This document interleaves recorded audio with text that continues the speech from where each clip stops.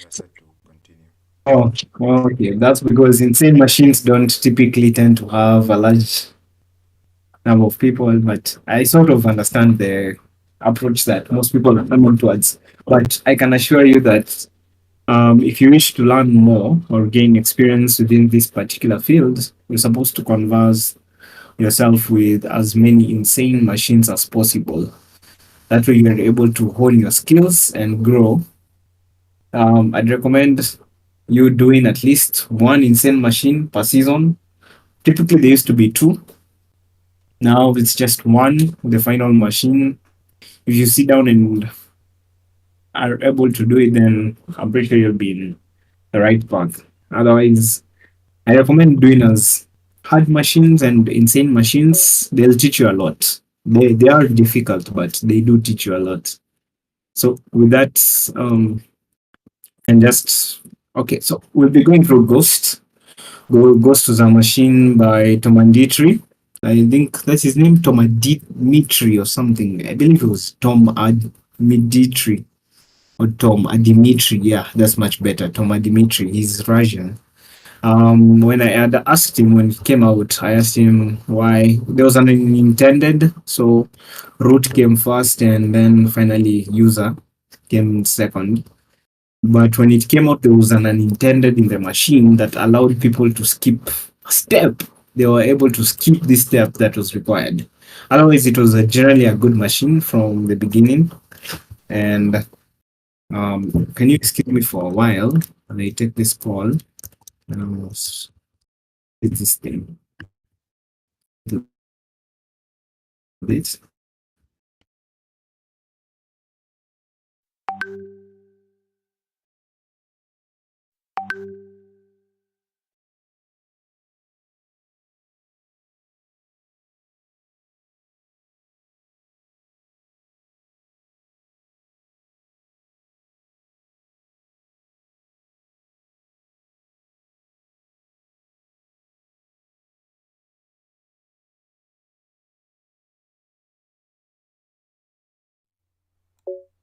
Okay, so in the meantime, we are live on YouTube. I just wanted to mention that if you don't feel like accessing through Discord, you can still access through YouTube. The link will be shared in the respective groups as well. So, without further ado, let's welcome Claude on the stage to present to us the Ghost machine. It was released back in 2024. It's an insane machine. There's a lot of techniques that are there to be learned. It's a pretty amazing machine. So, as usual, feel free to ask questions. Drop your questions if it's in the YouTube. If it's through YouTube, we're going to take them and we're going to answer them later on. And even in Discord, make sure to drop your questions. Feel free to ask. Like, we're all here to learn. Yeah. Welcome, Claude. Oh yeah. It's nice to be back after a while.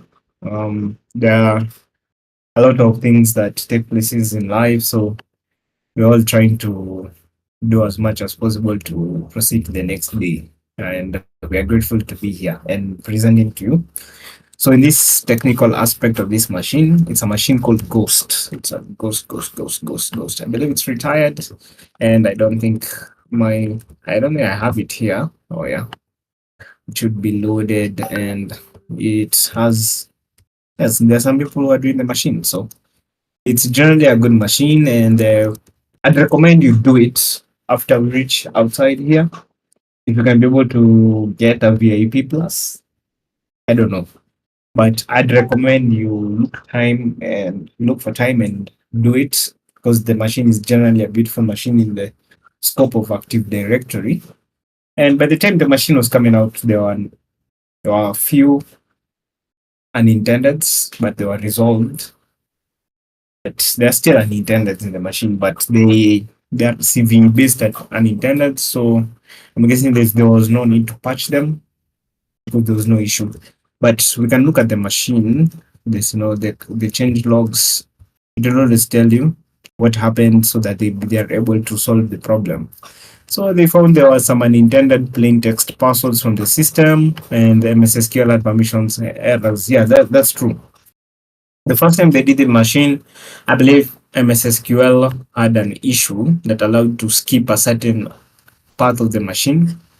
Once people were able to escape that part of the machine, they were able to perform some MySQL. I believe it was MySQL or something that read passwords or something. I don't even fully remember the intended. But generally speaking, I can there's not much here, so I can just close it. The IP, I believe this is the IP of the machine. Yeah, so it's just this. It's the machine IP, and I can just copy it, and you can be able to do a small port scan. At first, as you can see here, you have port 53, which is for DNS, port 80 for HTTP, port 88, which is Kerberos, 135 and 139. 135 is RPC, 139 is, no, 139 is RPC, 135. Yes, 135 is RPC, 139 is the SMB, the old SMB connection. Then 445 is the new SMB connection, 443 is HTTPS, 389 is LDAP, then 464 is some RPC again, 593 I believe so, RPC, then 636 is LDAP-S, 14433, this is MSSQL, 2179, it's in 2179, something like NFS or something. If it's not, then it's LDAP. It's not LDAP, it's RPC based. So what? It's just RDP. It's RDP hypervirtualization. What happens when you connect the Microsoft servers in the VMware network or something? Otherwise, generally speaking, we have a bunch of good ports. We have 5985. This tells us that we have WinRM on the service. So typically, we are faced in an Active Directory environment. Preview to save you. Okay. We are faced in an Active Directory environment. When you are dealing with Active Directory, generally speaking, you're supposed to check what you have against what you don't have. The most important thing that comes to Active Directory is exploiting the users or finding user credentials within the system. So, but when you're looking at, when you're given ports such as port 80 and port 443, you usually typically have to look at it from the perspective of, let me hear this, from the perspective of web first, then you fall down to Active Directory based enumeration when you're given these ports. Because in an Active Directory environment, especially within a HTB context, or these ports usually have information regarding some particular aspects. So we can do AD initialization, and then ghost.htb. The machine is called ghost.htb, then it will load my environment. This is just scripts. You can write on scripts, whatever is there. Then we can initialize on the IP, which IP they have here. I don't even remember. Copy and then dash dash probe it, and it's the central one. Then let's see. I believe I had not fully resolved it. That's why the ROM is this, because it's, let me just kill it and in it. I believe it's, I put something and or something in it, AD or something. I haven't touched this in a very long time. So session end. Yes, then remove the pentest sessions. I had some, oh, so that's why it had issues with the realms. Yes, it has realms inside because I typically do labs, pro labs. So they are typically multi-realm environments. So I can create a new session. That's the ghost.htb. I really hope it's ghost.htb. If you want to check, you can always just run it against that. Then you check against SMB. This is netexec. Yeah, the domain is ghost.htb. The machine is DC01. I would like to make some notes here. Okay, so we have DC01 as the DC domain controller. So the domain controller is DC01. This is the one which is responsible for mainly it's the one which has LDAP or LDAPS, whatever you have. But it's typically the one responsible for having the ntds.dits, the ntds.dits database, which is the LDAP database that the system contains. It is the one which is responsible for it. Now, the domain controller typically has two things. If you can always know a domain controller by the following things. It either has LDAP or it either has Kerberos. Yeah, that is port 88. Only domain controllers typically have these two services. Things like SMB, WinRM, MSSQL, they can belong to any other machine or workstations, and there will be no issue. So once I have initialized this, let me just run it. Now it has an ID of 1, so it's corrected. So it's trying SMB, it discovered it, found the domain. Now it's trying to sync my time with the machine so that it's the machines are stable in terms of time. So otherwise this thing is flawed. Yeah, so it's flawed. So the DNS lookup, yeah, it's somehow flawed in a multi-environment. I'll be able to fix it. So once we have initialized that, and we can go back to the write-up, we can check for what the services are usually offered from the context of SMB first. When you're dealing with them, usually work with SMB first, then check MSSQL, then WinRM, then LDAP. Yeah, so that we understand. If we give it the IP, mine I have stored it in the IP, and if it's correct, it should be stored. So the DDC hostname, I check, which tells us that null authentication is true. Null authentication does not typically get you anywhere much because the way the DC is configured, anonymous authentication, yes, it's allowed, but you do not actually have appropriate rights. But that's why you usually end up with status denied on things like this when you have null authentication. It does not get you much. You can authenticate, yes, but rarely does it get you anything. The best thing that usually typically check for is guest access. Guest access has more than null authentication because by default the guest account is a default account in the domain. It's a default account in the domain by default. So it typically tends to have a bit of more privileges than the null authentication. But if the account is disabled, then null authentication will not get you anywhere. So that's just check on the SMB. Then you can also check for LDAP. And this is the DC. You can check for null authentication. This is the DC host name, DCHN.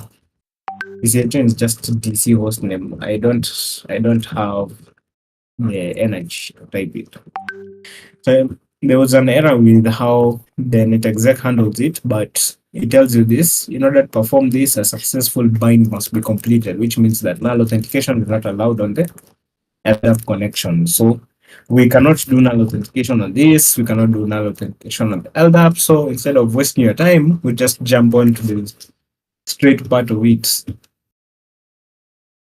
So we notice that if we look at the nmap, we have a Microsoft HTTP on this port 80, then on port 443, let me see. If I was port 443, there may be HTTPS, but it cannot fingerprint it exactly. And then it's confirming some things. Then here there's also another port, here port 8008, which has a bunch of interesting aspects of this. We can visit now ghost.htb port 8008 and see, instead of shrinking it, I can just do this. And here's embarkings on the supernatural journey. Welcome to Ghost. Then we're told here it was powered by Ghost. Ghost is a CMS, if I'm not wrong. So the Ghost CMS If you look at it, it's the best open source blog software. It's a CMS that is being provided. And even if we look through this, it tells us that the Ghost version, this is Vapalizer. It's an extension used to enumerate version frameworks and such. So it tells us that it's running Ghost 5.7.8. So what 8008 as Ghost 5.78. Now, one of the things that we can check is we can run some form of enumeration against it. So for me, I use this, it's just a script, doesn't matter. HTTP, will it come with HTTP? Then we filter on the size, and then it will run, probing, and then now it will seem to find some aspects. So it tells us that yeah, there's a license. So it's a Ghost CMS version that allows us to discover endpoints. From robots.txt, you can be able to see it that we have a Ghost endpoint. We try to access it. It tells us that it's an administrative endpoint that only the administrator can access, and we need to provide administrative credentials so that it can work for us. Now, having a domain in a particular context of this, it becomes, let's say, aspects to enumerate such things. But we can look at port, something like port 8443, which redirects to code.ghost.htb. So we have a new subdomain. Okay, let me just add it because there's something. Oh, I do not even remember the IP of this thing. 10.129.231.105. Then code.ghost.http sudo t append into the AC host. Then yeah, once it runs, let me remember. Okay. So right now we have that till okay, so it should be inside there. So once we come here to code.ghost.htb at page 8443, we have a bad request was sent, yes, because I sent HTTP in place of HTTPS. So we end up with this site. So we have AD Federation services available for us. And if we try to log in using them, we'll be redirected to an Active Directory Federation services login page, I believe so. So it sends us to federation.ghost.htb. Unfortunately for us, so I can just add it here. Okay, so once it's added, it tends to load the requests in a base 64 format within the header. So we'll come to it later. There's not much, but I don't know how to clear the cache. BAP does this thing where it caches for like 32 seconds to 1 minute, and it is typically annoying. I usually just ignore it. So when you have domains or subdomains and you want to confirm against a particular endpoint, we are assuming that this port 8008, the HTTP may contain other subdomains. So we tell it, if we want to validate this, yeah, I know we require this. So we validate, it's just FAF, I believe so. It's fuzzing against it, but the problem is it always appends the host. So the thing is, once the host is appended, we may have some other exterior results. So we have intranet, which has hit it, and we have nothing else so far.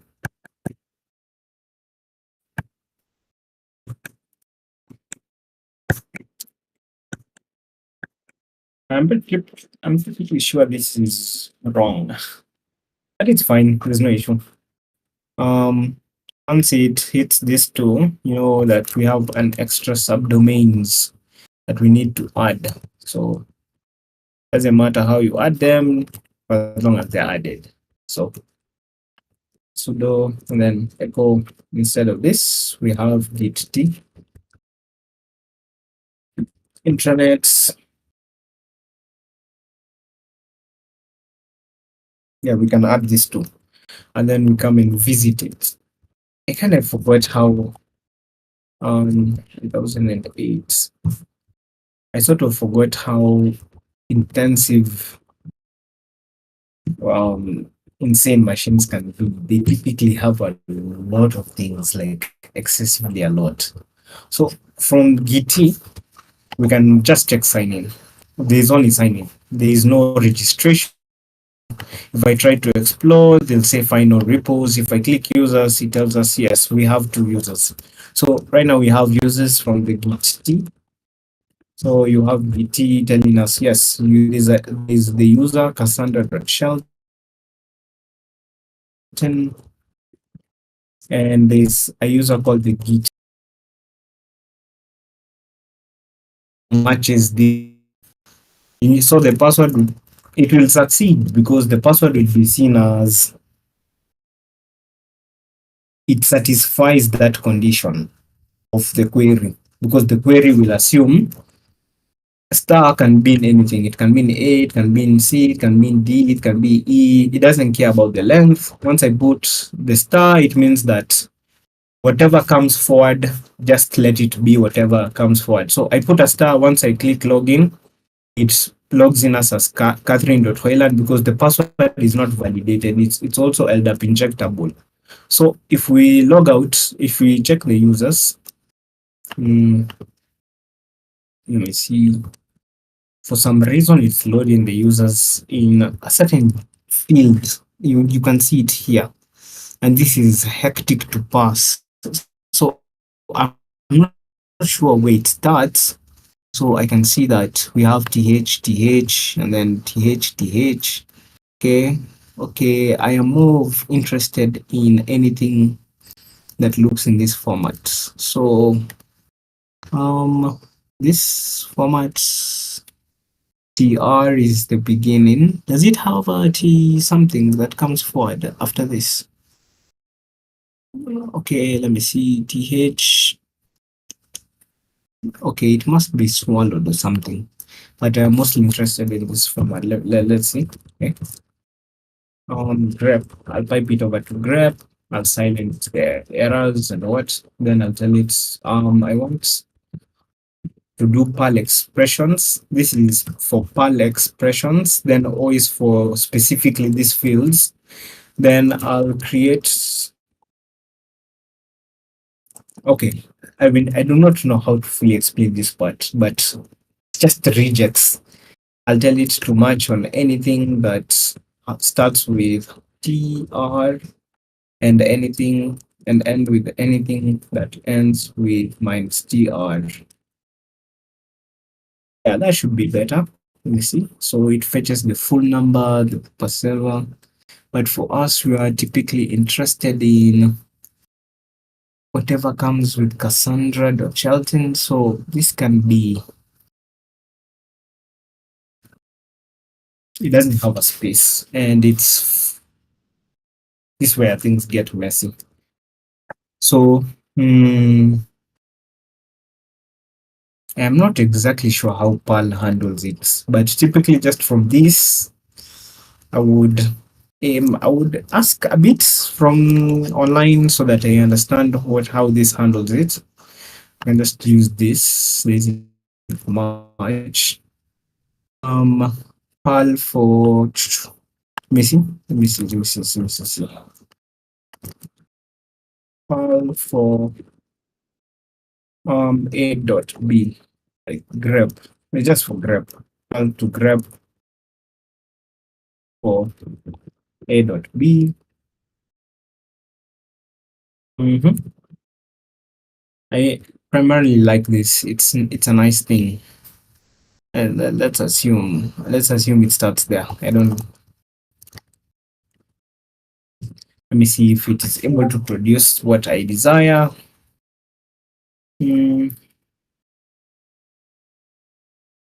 But it doesn't have to get in the username.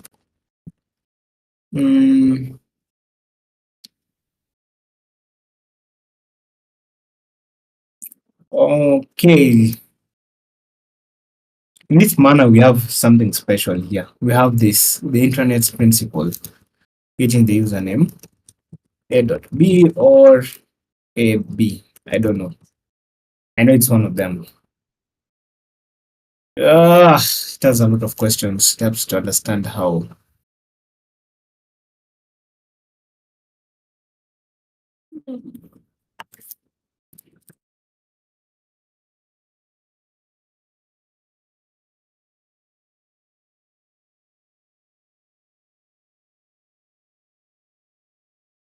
Just the username. So I'm not exactly sure. Okay, so it seems to have formulated its own thing. But it's okay. So let me see if it works. Nope. I'm guessing it's something like this. Um, let's see.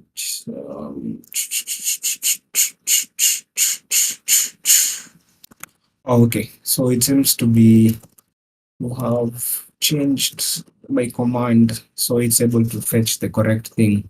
But I would have loved to understood the aspect from this, but otherwise this is just something you can always get. But for me, it's an easier way to get my users. So you have those, doesn't need those. So once the users are got, that's just for my future references. We can try to see if we can log in into something like the git t-temp principle, because we're told that the only person who can log in into git t is the git t-temp principle. And if these are domain users, then we must check their token. So we press here, then we put a star. Now we are the git t-temp principal users. We can check the profile and notice that, yeah, this feature is not, we're working hard to make it principal. It's just a way of telling us do not go in this path. But otherwise, once you are able to get this account, you ask yourself the token. Okay, so the next step is a little bit of elevation within. How many can hear me clearly? Oh, because I'm seeing people are trying to. Okay. So we have the git t-temp principal account. This is a domain account, but the attribute that it logs in with is the intranet token. And the intranet token is the password for this account. When we leverage how the query works, we know that it's an AND operation. Username is the git t-temp principal, and now we are saying the password is something like an asterisk for now. The LDAP, the thing works with, if you do not know, if you know the password, you easily provide it, ABCDF, it logs in direct.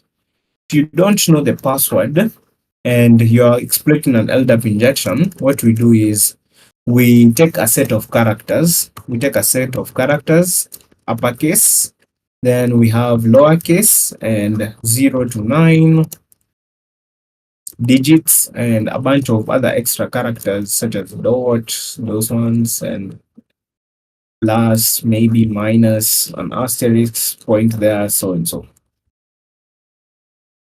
We usually have those sort of characters within the credentials. That's what I'm saying. Now, when we provide A and we provide an asterisk, we usually tell it match anything that starts with A, doesn't matter what comes after. That's what the query means. Match anything that starts with A, doesn't matter what comes after. If the password starts with A, then it will bring a success. If the password does not start with A, then it will bring a failure. So we have an oracle here. We have an oracle whereby if the password starts with A, then it will be a success. Then if it does not start with A, then it will be a failure, or it will refuse to log me in. We can test this out. So git t-temp principal, then I say A, then I put a star. Then this is the one I want. Then I try to log in. It does not allow me in. That means that the password does not start with A. So I proceed and go on to the next character. Does the password start with B? I check. No, it does not. Does the password start with C? No, it does not. I go every single character one by one until I find the character that gives me a success. That is the base understanding of it. Now, after we hit our character, we now add another character after it. We tell it does the password now start with AA? If it does not, it's a failure. If it does, it's a success. So we build that forward until we hit the final character. Let's say it's B. But then once we try something like C, D, or even Z, and it refuses all the characters within our limited set, then we try a star. Then we try a star. Then we try another character if it works. If we get 3 stars in a row, then that means we have reached the end of that query. We have reached the end of that password. And anything before those 3 stars is our actual password. That is how LDAP injection typically works. It's not that complicated. It's just abusing a query. Sometimes you're in a situation whereby you can forge the rest of the thing. You can tell it, if you want to bypass it, you can tell it, and then you tell it username, then you give it a bit, like a false username is A. Then because you want to close this query, you introduce now another closing bracket, which forces this query to close. Then you introduce an OR operation, then you close it with this, then you introduce the username, then you or, and then you say or password goes to star, then you allow it to close itself. No, you just remove the final bracket and it will ignore the first operation of the LDAP and respect the other one. It's something with how LDAP works. It's just weird.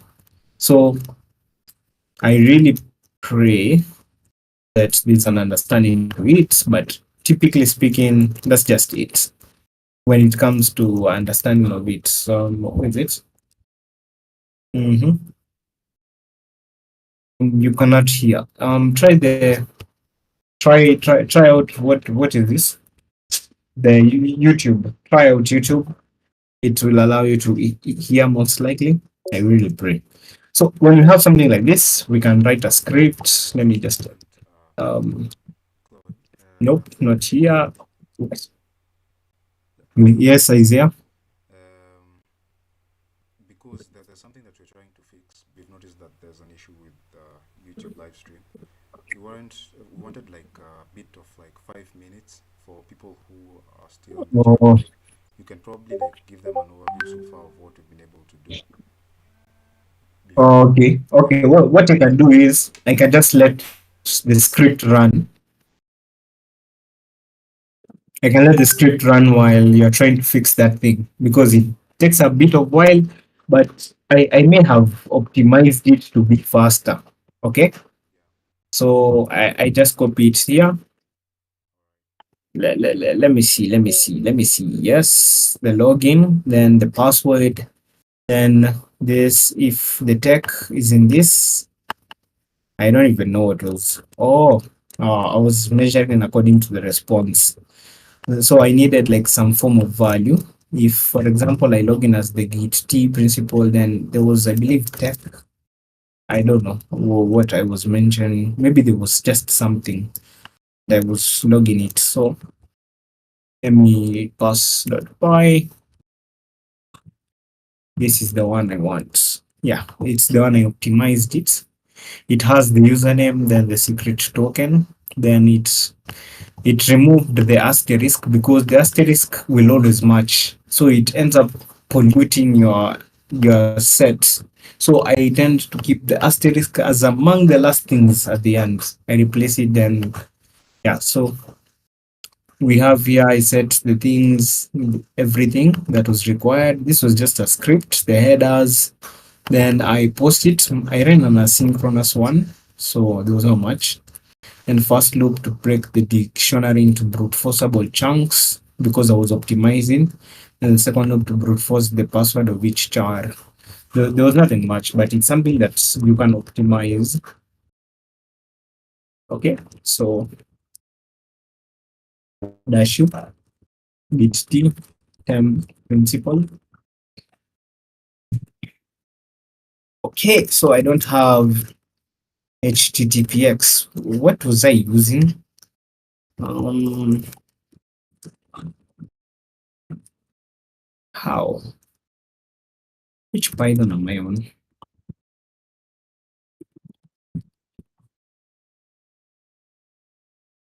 Maybe it's just something weird. So it starts generating the secret token. It found that the first character is S, the second character is Z, and then R8. I don't know, it's just weird, but it's mine is optimized. Otherwise, this would have taken long. You can do it manually, but typically it's supposed to look like that. So let's log out. I proved to you what I meant. S, if I put a star, it should now log me in because the password starts with S.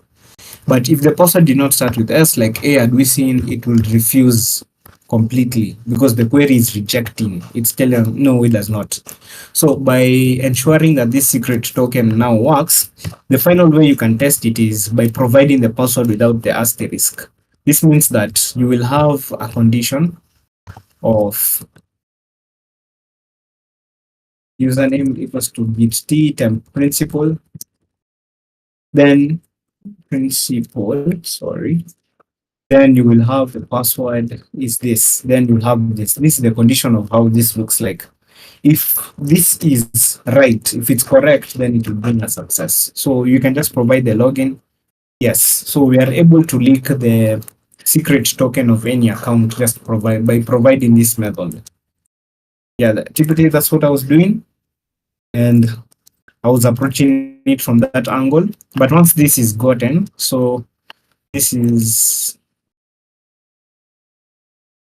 once you run that, you're able to acquire the secret token, and we can jump to git t because we are told git t can, yeah, they can be able to sign in to this. Then remember the device, sign in, and yeah, we are able to log in into git t. Once you're able to log in as this user, we end up in this ghost dev, the internet, and the blog. This is now whereby there was a lot of magic. There was a lot. So the internet and the blog, you can just download it. You can download the repo. So download the zip file. Yeah, it will keep download the zip file. We'll download it, keep.